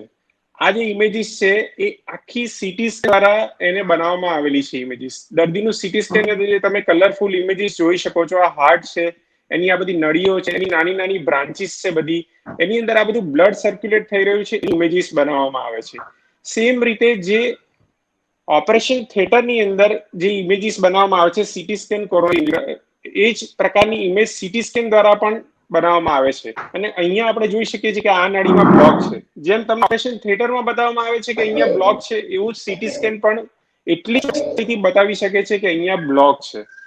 આ બધી જ સીટી સ્કેન કોરોનરીની ઇમેજીસ છે. આ પ્રકારની નળી છે એને અમે બધી જ બાજુ ફેરવીને અંદર કેટલો બ્લોક છે, કયા પ્રકારનો બ્લોક છે, કેટલો બ્લોક છે, એ બધું જ અમે ઇમેજીસ સાથે રિપોર્ટ આપતા હોઈએ છીએ સાહેબ. અને એક વસ્તુ હું ચોખવટ કરવા માંગીશ કે સીટી સ્કેન કોરોનરી એન્જિયોગ્રાફી કરતા અમુક દર્દીઓના મગજ આમ એટલે એવી રીતે વિચારતા હોય છે કે મને હાર્ટની તકલીફ છે તો હું મારે ઓપરેશન થિયેટરમાં સીટી સ્કેન ઓપરેશન થિયેટરમાં એન્જિયોગ્રાફી નથી કરાવી, એની બદલે હું સીટી સ્કેન એન્જિયોગ્રાફી જ કરાવી લઉં. તો અગેન હું ફરીથી એમને સલાહ આપીશ કે તમે તમારા ડોક્ટરની સલાહ લો. જો ખરેખર એમને એન્જિયોગ્રાફીની જરૂર એમના ઇસીજી અને ઇકો પરથી વધારે લાગતી હોય તો એના માટે અમે ઓપરેશન થિયેટર વાળી એન્જિયોગ્રાફી, જે કન્વેન્શનલ એન્જિયોગ્રાફી કહીએ, એ જ અમે સલાહ આપીએ છીએ. પણ જે દર્દીને સ્ક્રીનિંગ માટે કરાવી છે, કે જેને બીજી કોઈ તકલીફ નથી પરંતુ હાર્ટની કન્ડિશન જોવી છે, એના માટે સીટી સ્કેન કોરોનરી એન્જિયોગ્રાફી એક બહુ સારી તપાસ છે, જેમાં મિનિમમ રેડિયેશન થાય છે. ઓછામાં ઓછી દવા આપીને આપણે સીટી સ્કેનની કોરોનરી આર્ટરીની સરસ માહિતી આપણને મળી શકે છે સાહેબ. અને એની ચોકસાઈ ખૂબ જ સરસ વાત પણ કરી. કન્વેન્શનલ એન્જિયોગ્રાફી જેટલી છે સાહેબ. રાઈટ. અને હું બીજી વાત કરતો હતો કે કાર્ડિયા જેવી રીતે હાર્ટની થાય છે એન્જિયોગ્રાફી, કે જેમાં નસો જોઈ શકાય, એવી બીજી કોઈ જગ્યાની પણ આપણા શરીરની એન્જિયોગ્રાફી થાય, અને કોની કોની ચોક્કસ થાય? ચોક્કસ હું તમને મારા સ્ક્રીન ઉપર જ બતાવીશ. મારો સ્ક્રીન જો તમને દેખાઈ શકે તો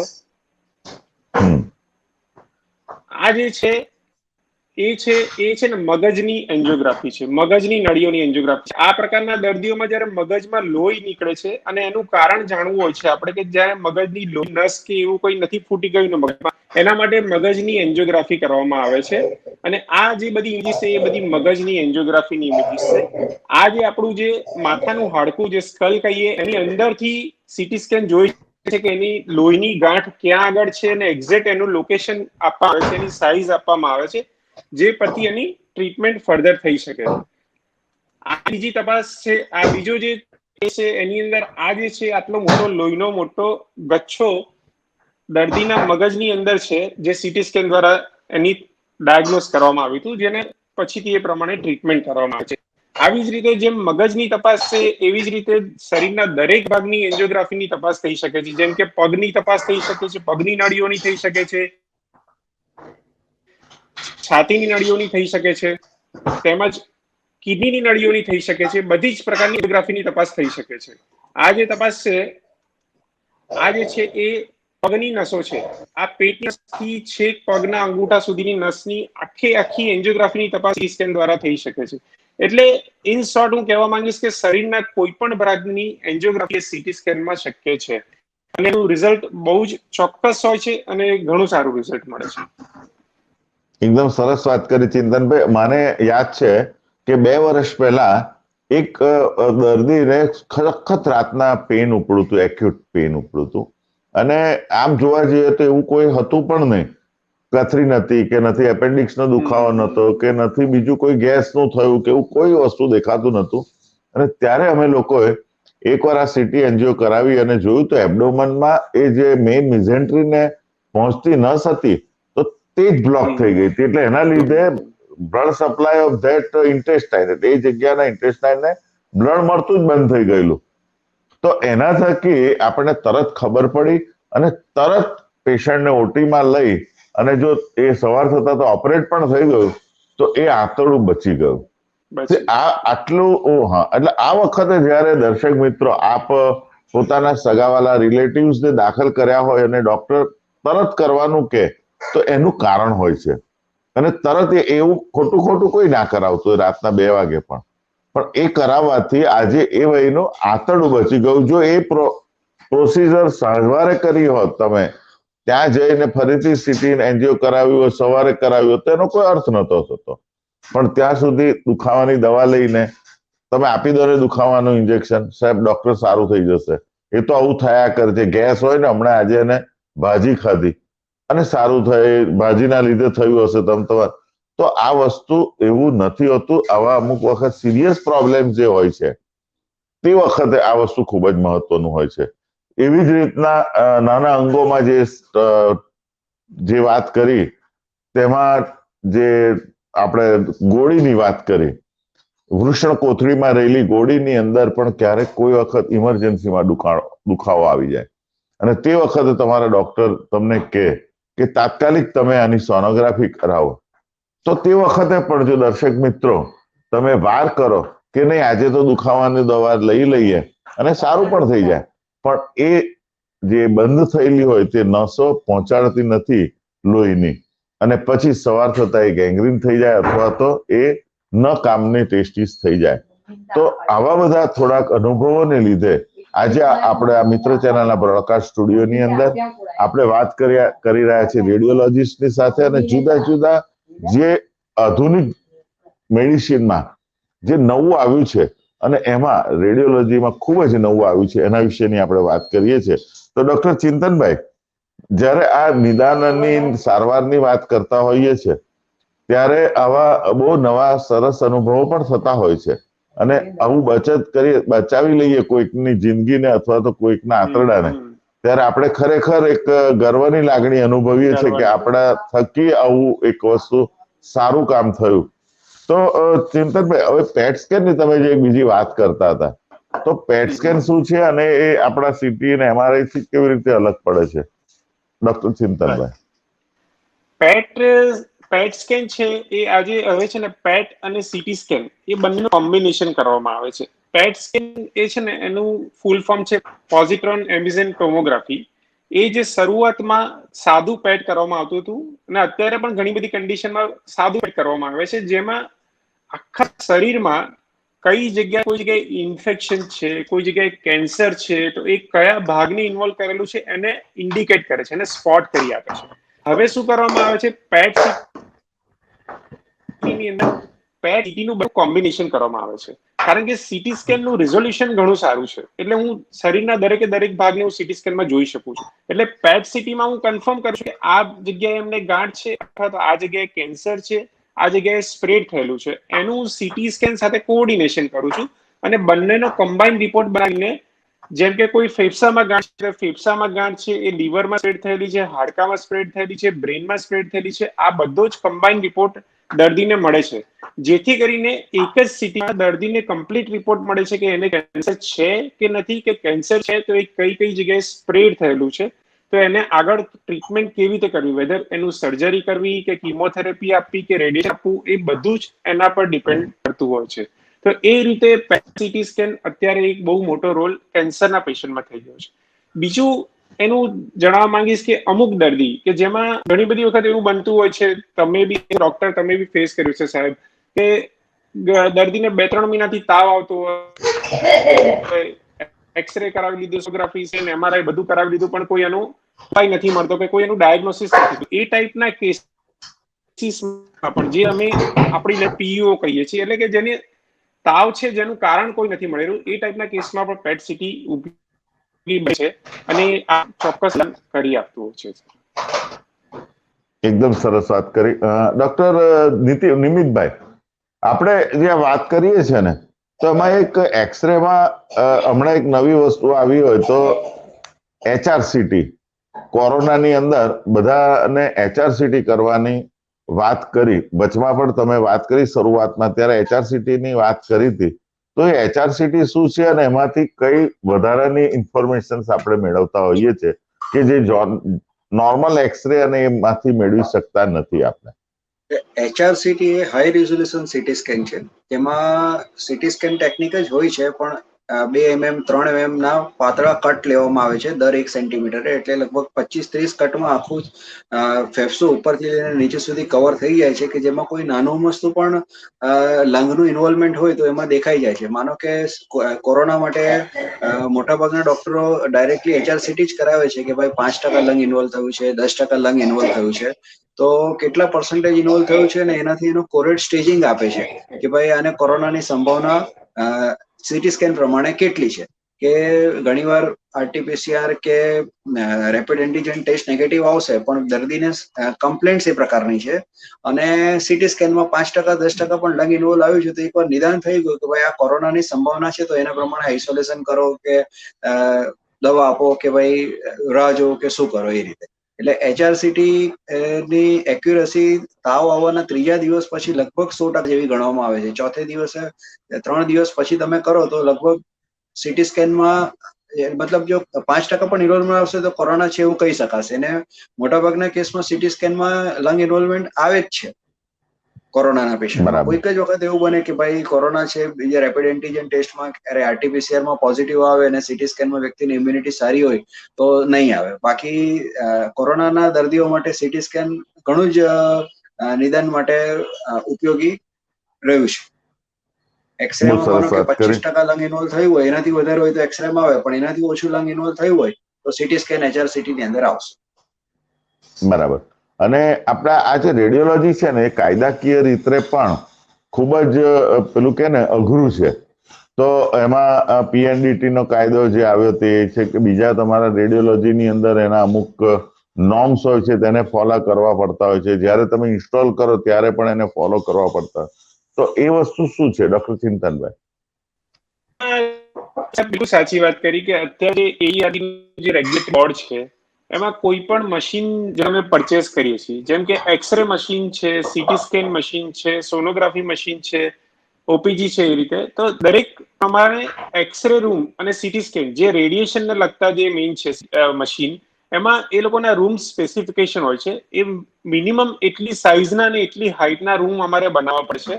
અમે એમનું ડ્રોઈંગ આપીએ, એમનું સબમિટ કરીએ, એ ડ્રોઈંગ એ લોકોનું અપ્રૂવ થાય પછી જ અમારો મશીનનું ઓર્ડરનું એક્ઝિક્યુશન થાય. એ વગર અમારો ઓર્ડર પણ એક્ઝિક્યુટ ના થઈ શકે. એટલે એ બધું બહુ સ્ટ્રિક્ટ પ્રોટોકોલ પ્રમાણે ફોલો કરવામાં આવે છે અને AERB માંથી અમને અપ્રુવલ ના આવે તમે આ જગ્યાએ તમે મશીન મૂકી શકશો. અને એના પછી એ મશીન મૂક્યા પછી અમારે ફોટોગ્રાફ્સ અને એનું અપલોડ કરવાનું હોય અને એના પછી એમ સર્ટિફિકેટ આપે કે ના હવે તમે આ મશીન યુઝ કરી શકશો. અને એ પછી જ અમે કોમર્શિયલી એ મશીનને યુઝ કરી શકીએ છીએ. એ વગર અમે યુઝ નહીં કરી શકીએ. અને આનું વારે ઘડીએ એ લોકો દ્વારા બી મોનિટરિંગ કરવામાં આવતું હોય. અમારે પણ એમની વેબસાઇટ ઉપર બધું સબમિટ કરવાનું હોય documents. Even for that matter કે જે અમારો સ્ટાફ હોય છે એ પણ રેડિયેશનમાં કામ કરે છે, તો દરેક સ્ટાફને અમે TLD કરીને અમારું એક બેજ આવે, એ અમે આપીએ જેનાથી એમને કોઈ રેડિયેશન લાગતું હોય કોઈ જગ્યાએથી તો એની અંદર રેકોર્ડ થાય છે અને દર 3 મહિને નોટિફિકેશન થાય, એનું રીડિંગ લેવામાં આવે ને એનું કેટલું એમને રેડિયેશન લાગ્યું છે એ પ્રમાણે એમને ખ્યાલ આવે. જો કોઈ ભૂલથી કોઈને વધારે રેડિયેશન લાગ્યું હોય તો એ પણ એમાં આપણે ડાયગ્નોઝ કરી શકીએ છીએ અને તરત ખબર પડી જાય છે આપણને જેથી તે પ્રકારના આપણે મેઝરમેન્ટ્સ બીજા આગળ લઈ શકીએ. એવી જ સોનોગ્રાફીમાં પીએનડીટી નો કાયદો છે, જે પીએનડીટી રજીસ્ટ્રેશન અમારે સોનોગ્રાફી મશીન લાવતા પહેલા કરાવી દેવું પડે છે. એનું સર્ટિફિકેટ આવે પછી જ અમે એ મશીન લાવી શકીએ, અને એના બધા જ નોમ્સ અમારે ફોલો કરવા પડે. દર મહિને અમારે એમને રિપોર્ટ પણ સબમિટ કરવા પડતા હોય છે. બરાબર. તો ડોક્ટર ચિંતનભાઈ, તમે વાત કરી કાયદાકીય રીતના પડે ત્યારે દર્શક મિત્રો એકલા તમે કરાવીને આવી જાઓ છો એ તમારા માટે બહુ સહેલી વાત હશે, પરંતુ આને ઇન્સ્ટોલ કરવું, ચલાવવું અને પછી પણ એના માટે કાયદાકીય રીતે બંધનમાં રહેવું, પૈસા ખર્ચીને પણ, તો એ પણ એક અઘરી વાત હતી. એ પણ આપણને જણાવવાની જરૂર હતી. આપણે ડોક્ટર નિમિતભાઈને પૂછીએ કે આ રેડિયોલોજી એ માનવ જીવન માટે કેટલી સલામત, સહી સલામત અને કેટલું મહત્વ ધરાવતી છે? ડોક્ટર નિમિતભાઈ. હવે આપણી આ છેલ્લા લગભગ 1 કલાકની ચર્ચા થઈ, એમાં એ જ છે કે રેડિયોલોજી એ ડાયગ્નોસ્ટિક ટૂલ એવું છે કે શરીરની અંદર કોઈ પણ પ્રકારનું ચીરફાડ કર્યા વગર તમને અંદરનું પિક્ચર આપે છે, જે એની મહત્તા છે.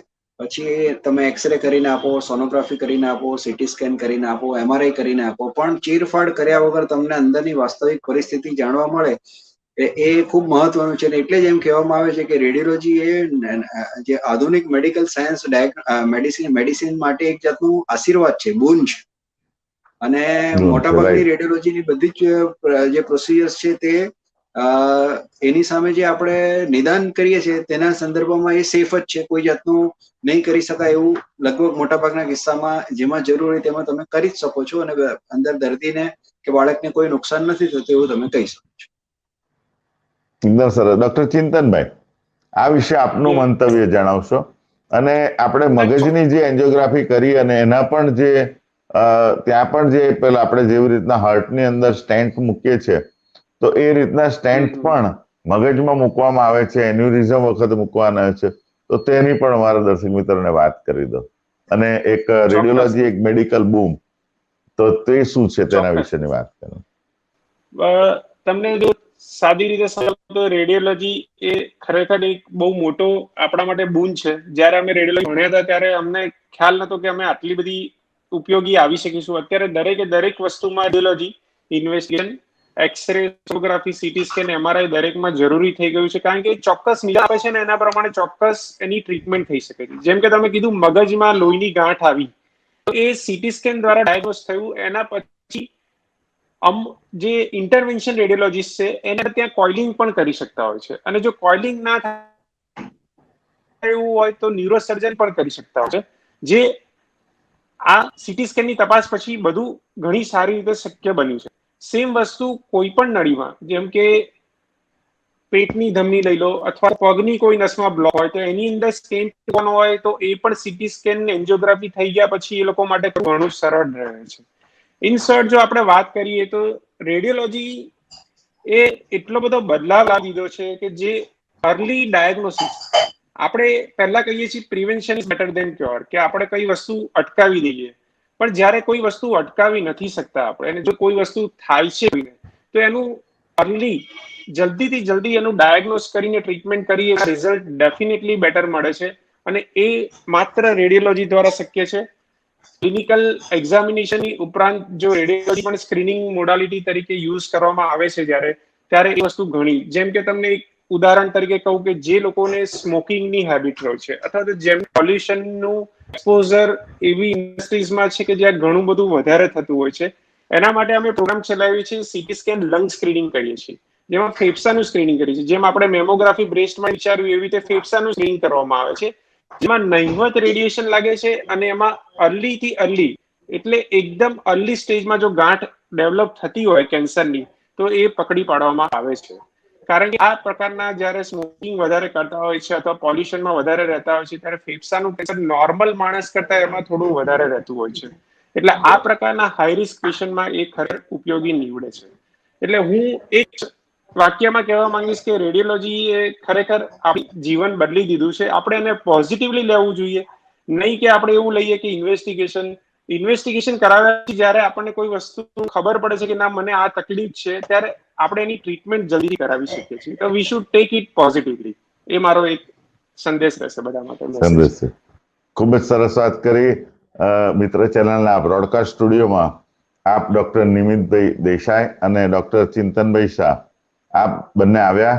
અમારા દર્શક મિત્રોને ઘણી જ એવી માહિતી આપી કે જે અમે દર્શક મિત્રો કદાપી જાણી નથી, અને એ માહિતી જ્યારે એ લોકોએ મેળવી છે અને તમે કીધું છે કે prevention is better than cure, અમારા મિત્ર ચેનલના દર્શકો પણ આ બાબતને સુપેરે જાણે છે, અને આજે જેમણે સાંભળ્યું છે ને તે આજે અમારા એમ્બેસેડર્સ બન્યા છે, અને એ લોકો બીજાને આ માહિતી આપશે. એ મને સચોટ ચોક્કસ રીતે લાગે છે, કારણ કે છેલ્લા 10 વર્ષથી અમે આ મિત્ર ચેનલ સાથે જોડાયેલા છે. સાહેબ, આપ અમારી સાથે જોડાયા, આપ બંનેનો ખૂબ ખૂબ આભાર. દર્શક મિત્રો, આપણે આવી જ રીતના આજે જે રીતના આરોગ્ય શ્રેણીની અંદર આપણે ખૂબ જ સરસ વાત કરી આ રેડિયોલોજીની, એ જ રીતે બીજા વિષયોને પણ આપણે આવરી લઈશું. અને જો તમને ઈચ્છા હોય કે આ વિશે મારે જાણવાની જરૂરિયાત છે, તો આપ અમારા મિત્ર ચેનલના સ્ટુડિયોની અંદર જણાવશો તો ચોક્કસ તમારા મિત્ર એના માટેના ડોક્ટર્સને લાવી અને આપની સમક્ષ એના વિશેની ચર્ચા કરશે, આપણી મૂંઝવણો દૂર કરશે. તો આ મને ડોક્ટર ભૂપેશ ચાવડા, સ્વાસ્થ્ય મિત્ર મિશન 20 વિથ ડોક્ટર ભૂપેશ ચાવડામાં હું આપની રજા લઉં છું. નમસ્કાર. આ છે આધુનિક યુગની પ્રગતિશીલ જીવનશૈલી. આંખો અંજવી દે એવી અને વ્યસ્ત જીવનશૈલી પોતાની સાથે ઘણી બધી બીમારીઓ પણ લાવે છે. જીવનની દરેક નાની મોટી સમસ્યાઓનો સામનો કરતા કરતા આપણે દરેક પડાવ પર તંદુરસ્ત રહેવું બહુ જરૂરી છે. રમતનું મેદાન હોય કે આખા દિવસનો થાક, કેલ્શિયમની ઉણપ કોઈ પણ વ્યક્તિમાં આવી શકે છે. દુખાવો કેવો પણ હોઈ શકે છે. રોજની દવાઓથી મુક્તિ મેળવો અને ઘરે લઈ આવો શુદ્ધ સિદ્ધાંત પીવાનો ચૂનો, જે નેચરલી આલ્કલાઇન હોવાની સાથે સાથે ORP બેલેન્સ્ડ કરે છે. સિદ્ધાંત આલ્કકેડમાં કેલ્શિયમ, વિટામિન D3, મેગ્નેશિયમ અને એન્ટીઓક્સિડન્ટ છે, જે રોગ પ્રતિકારક શક્તિ વધારવામાં અને 70થી પણ વધારે બીમારીઓમાં સહાય કરે છે. જી હા, ચૂનો, જે ફક્ત તમારા શરીરમાં રહેલી કેલ્શિયમની કમી પૂરી નથી કરતો, પરંતુ તમારા સ્નાયુઓ પણ મજબૂત બનાવે છે. એનો યોગ્ય માત્રામાં ઉપયોગ કરવાથી સાંધાના દુખાવામાં પણ રાહત મળે છે. ફ્રેક્ચરમાં તૂટેલા હાડકાં પણ જોડી શકાય છે. ઉત્તમ ગુણવત્તાવાળો આ સિદ્ધાંત આલ્કકેડ દરેક શહેર અને ગામે પહોંચાડવા ઉપરાંત લોકોના દિલમાં પણ વસી ગયો છે. તો સવાલ એ છે, ચૂનો કોણે પીવો જોઈએ અને કેવી રીતે પીવો જોઈએ? કેલ્શિયમની ઉણપથી પીડાતા લોકો આને પી શકે છે. ચૂનો પીધાના 1 કલાક સુધી ચા કે કોફી ન પીવી. પરંતુ તમને પથરીની બીમારી હોય તો ડોક્ટરને પૂછીને લઈ શકાય છે. આ કોઈ દવા નથી, ફક્ત એક શુદ્ધ ચૂનો છે. રોજ સવારે માત્ર 2 ટીપા હૂંફાળા પાણીમાં નાખીને પીઓ અને દરેક દવાથી છુટકારો મેળવો.